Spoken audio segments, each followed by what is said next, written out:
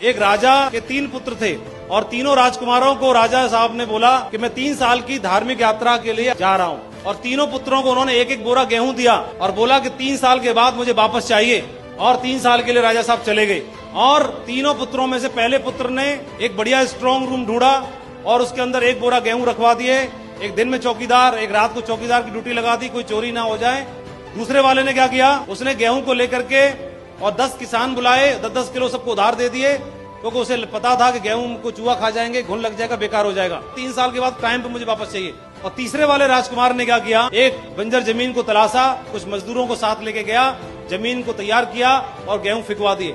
1 फसल किया, 2 फसल किया, 3 फसल किया, कई सारी फसल कर डाली। राजा साहब 3 साल के बाद वापस आए। राजा साहब ने बोला गेहूं वापस लाओ। बड़े वाले राजकुमार से पूछा, राजकुमार राजा साहब को लेके गया, ताला खुलवाया गया, सारे गेहूं खराब हो चुके।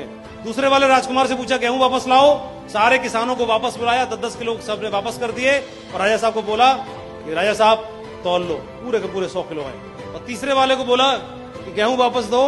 तीसरे वाले ने बोला कि राजा साहब मेरे साथ बाहर चलना पड़ेगा महल के। पता चला 1000 बोरा गेहूं से कई सारी बैलगाड़ियां वहां भरी पड़ी हैं, नदी खड़ी हुई है वहां पर।